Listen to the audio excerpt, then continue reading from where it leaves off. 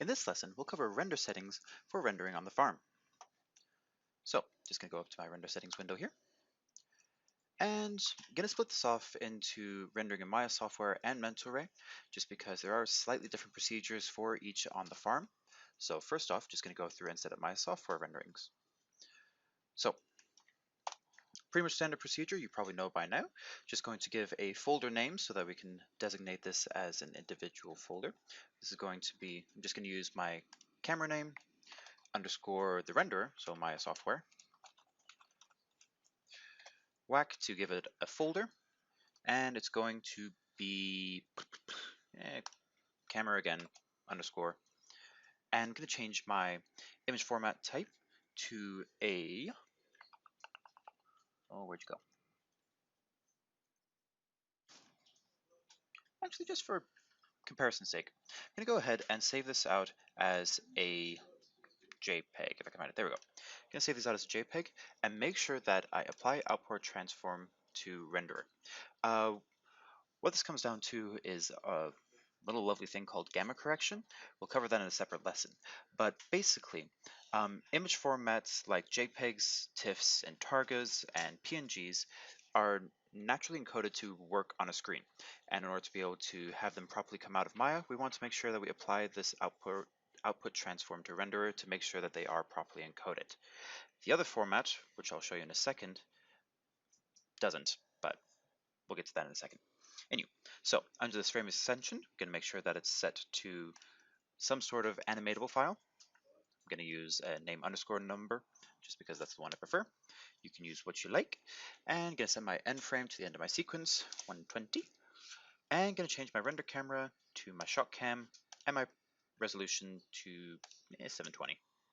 Actually, let's make that 1080 just so that it takes a little time on the farm so we can see how fast it actually is.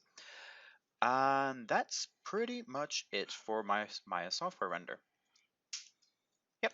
Okay, so render settings are actually saved down on the file level. So I'm going to want to go through and actually make two new scene files now for each of my render settings. So I'm going to close this for a second and go ahead and save this out as a new scene.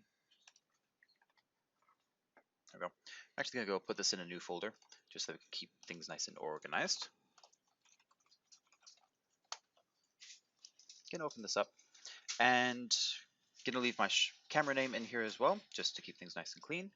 And this is going to be Maya software render 01. Cool. All right, so that one's set and ready to go. Now I'm going to go over and set up my Mental-Ray settings. Most everything should carry over just fine. Lovely, lovely. Yep, still got my right camera, right render settings, all the lovely things. Just under here, we'll see that we've got this new image format called OpenEXR. An EXR format is one that doesn't have this gamma correction encoded into the software. What this means is that it's in a linear space, which just means that it's a raw image without any sort of post-processing. We want to use these image files because they are more easily, how's the word, edited in post, there's a word, so that they can be properly manipulated without needing to fear of layering multiple gamma corrections, which make for very crappy images. What I do want to do though in my settings when I'm using these OpenEXRs is to turn off this output transform just so that it's still rendering out as a linear image. If you open these images in like the Windows previewer, it'll look very dark and flat and not very right. However, if you open it in Photoshop, After Effects, or Premiere, it'll notice that it's a linear style format, an EXR file, and it'll apply the proper gamma correction. So that is pretty much it. All my other settings are set up properly. One thing that I always want to make sure is that this number string is at the start of my images folder, just to make sure that it is still going to the proper location, which it is. And cool. So I'm going to save this out as an first off. There we go.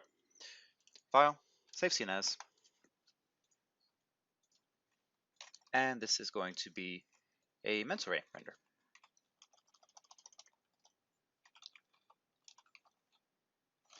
Cool.